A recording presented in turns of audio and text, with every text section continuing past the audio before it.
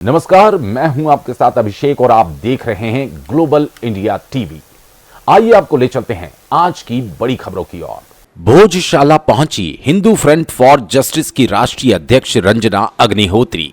मां भाग्य देवी की पूजा अर्चना कर 108 कमल पुष्पों से किया कमलार्चन। हाईकोर्ट फैसले को बताया हिंदू समाज की ऐतिहासिक जीत। विजय मंदिर के लिए भी जल्द कानूनी लड़ाई शुरू करने के संकेत।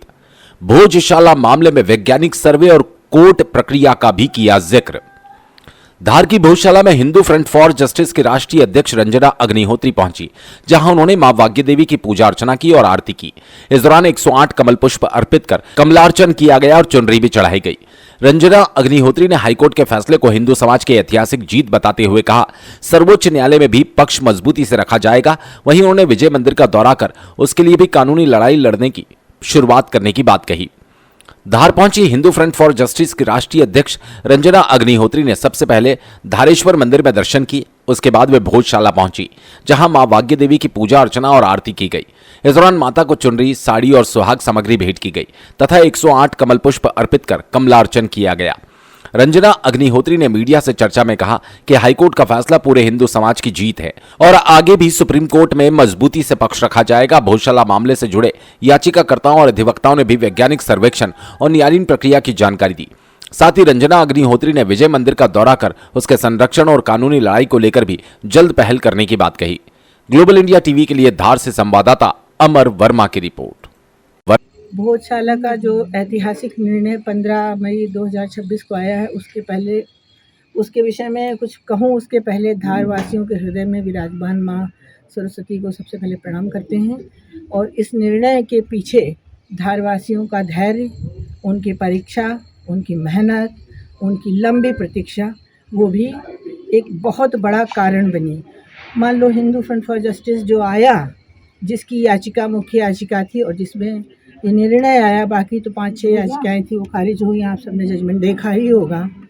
हम तो सिर्फ एक निमित्त मात्र थे। माँ वाग्देवी की कृपा से आने का अवसर मिला, तो जितना दायित्व माँ ने दिया उतना दायित्व का निर्वहन किया, लेकिन इसका पूरा श्रेय धारवासियों को ही जाता है। हिंदू फ्रंट फॉर जस्टिस ने पूरे भारत में लगभग 200 से अधिक याचिकाएँ की।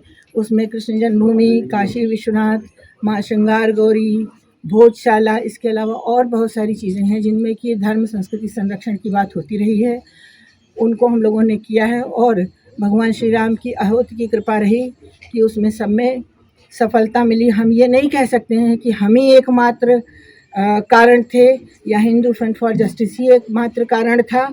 हमें ये कहना है कि जिस व्यक्ति ने प्रतीक्षा भी की, उसका भी धन्यवाद हृदय से, उसका भी एक बड़ा रोल है।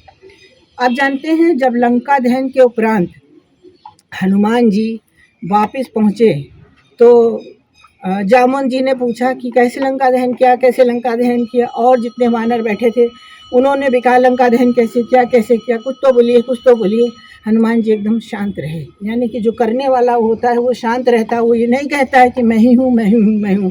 जब भगवान श्री राम ने पूछा, प्रभु श्री राम ने क्या, बोलो बजरंगी बताओ तो, कुछ तो वृत्तांत सुनाओ। तो उन्होंने कहा, प्रभु मुंदरी वही पार किए, आपकी मुंदरी लेके मैं उस पार गया और चूड़ामणि यही पार, माता का चूड़ामणि लेके इस पार आ गया। सीय बिरह लंका जली, शेष प्रताप तुम्हार। उसी प्रकार से हिंदू फ्रंट फॉर जस्टिस के लोगों ने, इसके संरक्षक हरिशंकर जैन जी, विष्णु ने बड़ी मेहनत से बहस करी, और बाकी जितने भी लोकल धार के, चाहे आशीष जनक जी हों, चाहे आशीष गोयल जी हों, चाहे मोहित गर्ग जी हों, सबका अपना अपना एक योगदान था। लेकिन फिर भी हमें ये कहना है कि हम लखनऊ से आए,